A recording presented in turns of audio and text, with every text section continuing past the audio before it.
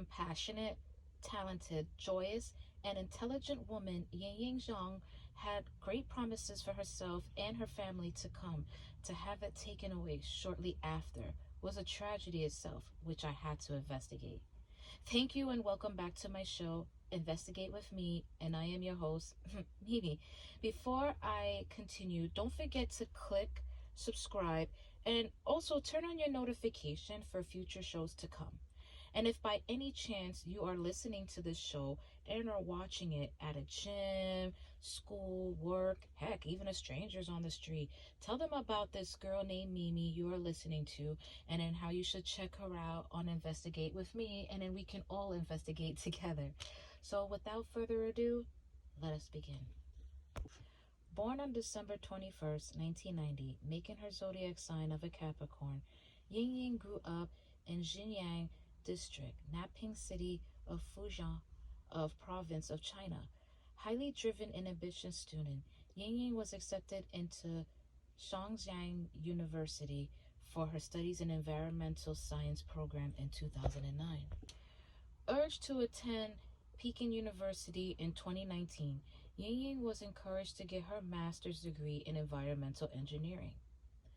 However, on April 2017, Yingying decided to pursue her studies at a University of Illinois at Champion Urbana, known to be the house of the largest Chinese population of students in the United States. This promising scholar had partaken a research group until she began her PhD program for the year of 2017 in the month of September. Known for her infectious personality, it did not take long for Yingying to attract friendship from fellow students from her university, as she had many talents and hobbies outside of her academic studies. It included singing, playing the guitar, reading, and table tennis. Yingying was also known to participate in numerous charities and help others whenever they were in need. June 9th, 2017. Yingying began her first day at the Turner Hall on campus, where she and the other research student had spent the morning cleaning the lab equipment. Originally resigned in the South Campus apartments to move into the North apartments. Those apartments in the North, from what I had researched, is actually known to be cheaper rent because that's where students who are married actually would reside in that kind of dormitory. So she was just looking to have somewhere, closer to be to her classroom. So hence is why she actually applied for a different location in the campus. So according to research, Yingying arranged a meeting to view a unit available to sign a lease at 1 North at 1:30 p.m. However, Yingying never showed up for her meeting. The leasing agent at the time sent a text questioning her whereabouts. Where are you? Still no response. At 4 p.m., Yingying research students were beginning to worry, as Yingying was known to being very punctual. She never actually responded to whether she was running late or what she was doing. Her colleagues made numerous attempts to contact Yingying. Nothing. Dinner hours roll in, still no Yingying. Her colleagues later checked for Yingying at her apartment. No response. Feeling something was wrong, her companions contacted university police. Still unsure of her whereabouts, University Police Detective Eric Stuyvesant reported, "We had many students gone missing in the past, but they're very rare that we don't find them immediately." Colleagues waited until midnight, still no Yingying. June 10th, 2017. Yingying's friends contacted the News Gazette. Due to widely concern, the news company actually ran a short article starring the idea of the story of Yingying missing and the police search and anyone asking for help to find her. Yingying's apartment was searched by university police. Nothing appeared out of place. Not owning a car, Detective Stuyvesant then assumed that maybe she must have took the bus to go wherever she was going. So the mass transit district that had actually 2,000 cameras amount to monitor the amount of 1 to 12 per bus was actually being reviewed. Police later discovered an exterior camera with her in the view. At 1:30 p.m., Yingying was seen boarding the bus in the front of her apartment. Inside the bus camera showed Yingying walking towards the rear of the bus and taking a seat alone. Shortly into the ride, Yingying exited the bus to transfer to another route. Cameras show Yingying try to flag down the next bus, but the bus passed her. Yingying was then later seen south of University Avenue. After missing her bus, cameras would then focus at the parking garage where they actually caught the last scene. A black sedan was seen turning at the intersection of Yingying's bus stop, circling the block, pulling up next to Yingying and rolling down the passenger window. She opened the car door and was never seen again. Police realized that this wasn't a missing student case, but a possibility of a kidnapping case.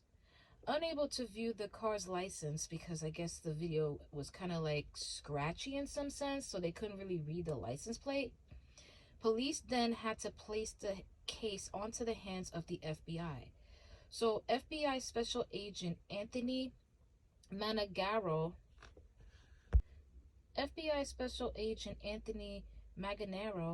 identified the mark and a model of the black sedan, which turned out to be a Saturn Astra. Only the beginning was preceded and then imported into the United States for a short period of time, making it easier for the special agent to narrow down his search. A witness. British graduate student Emily Hogan reported that she saw a black sedan similar to the Astra that was pulled alongside of Yingying, wearing a mirrored avatar sunglasses, rolled down his window, and showed a badge on June 9, 2017, hours before Yingying was missing.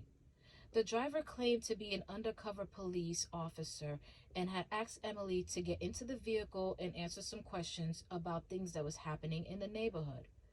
Emily actually declined. Well, she's supposed to, which is a good thing, declined and reach out to the police.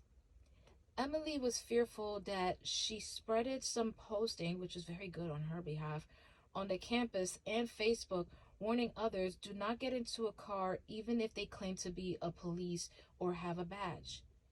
It may be a possibility that Yingying got into the same black sedan car that was posted online.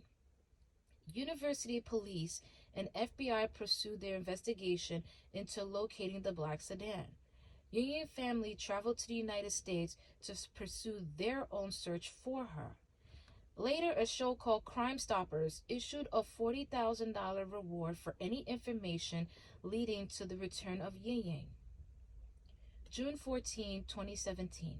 Sergeant Carter reviewed the segment of the suspect vehicle driving off with Yingying. Reviewing the footage, Sergeant Carter noticed a passenger wheel had a defect, and as well as a broken hubcap and a large sunroof. Once found the owner of the vehicle, the subject appeared calm and very cooperative and told investigators that he spent the day at home playing video games. Agent Maganero searched the subject's apartment with a team of investigators to inspect the vehicle's hubcap, and there is where they actually found it to be broken, the same car where Yingying had entered. Police and FBI identified the owner of the Astra and the suspect in custody, Brent Christensen, a 27-year-old married man who just completed his master program at the same university as Yingying in the physics department.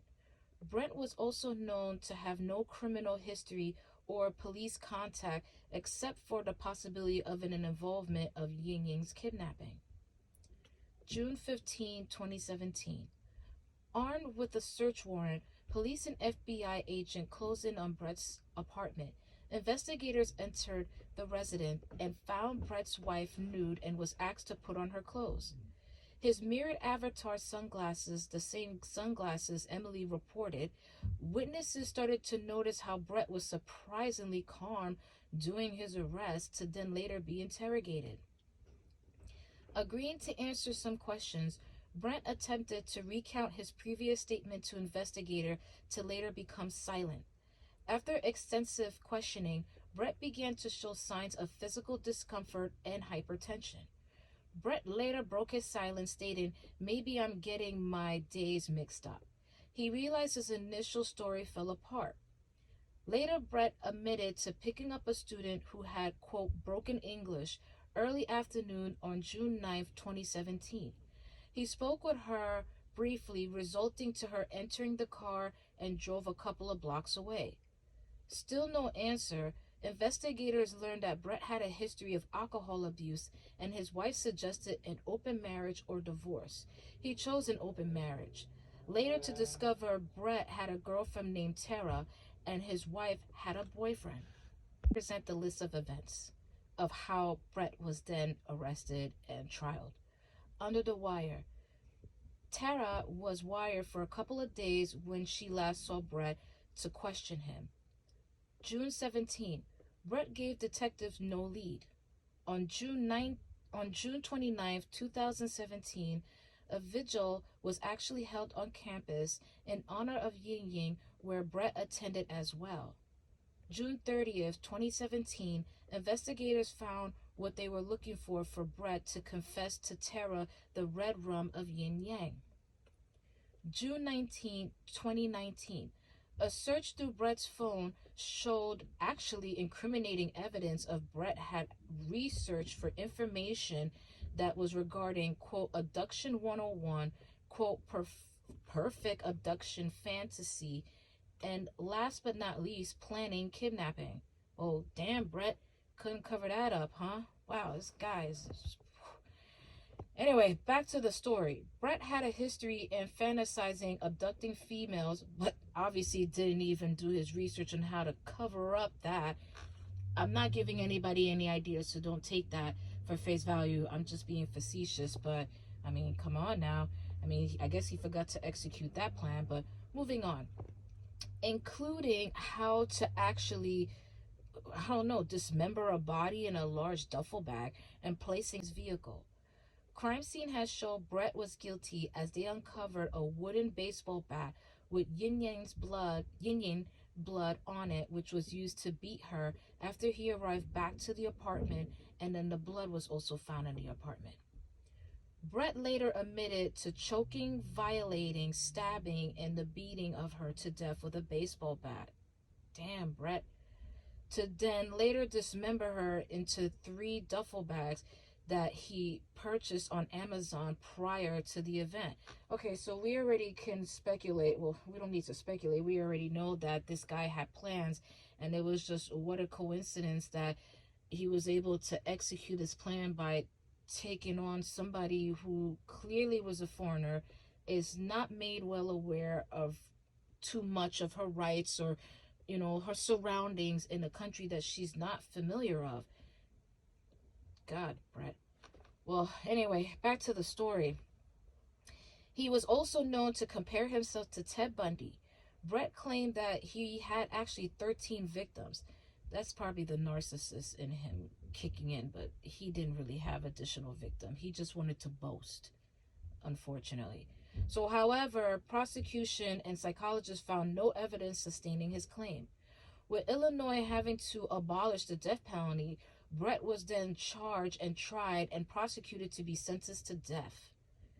June 24th, 2019, Brett was charged for kidnapping resulting to death and 2 counts of making false statements to the FBI. He currently is serving his sentence at USP McCreary in Kentucky. That was a tongue twister there. Let's try it again. He currently is serving his sentence at USP McCreary in Kentucky. Yes, I think I got it right this time. But anyway, so that is the end of our story. So this actually, you know what? I mean, as long as I've been investigating, this one really took a toll out of me because it's, I don't know, I think reading it and then writing it and then reading it out loud to you, it really hits home to see, like, you know, just how sad this story had turned out for this young girl who had a promising career. You know, so I said before, this story was very difficult for me to read, let alone to even script this into a video.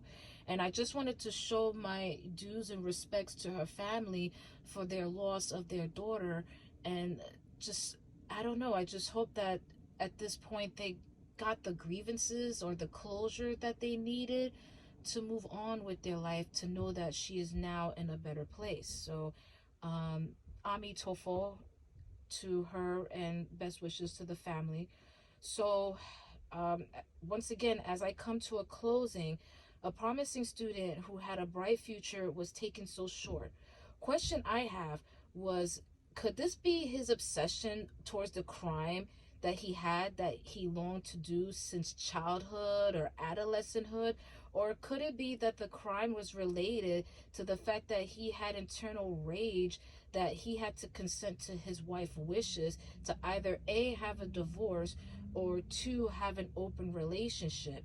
And what I wanted to also understand too was, his wife aware of his fantasy, or his girlfriend? I mean, was anybody aware of, Brett's true nature? And last question I have too, not to make people worry, but how well do you think you know the ones you love and trust? So feel free to leave any comments or suggestions below, and I would like to thank you for tuning in and investigating with me, and I am your host, Mimi. Until then, stay safe.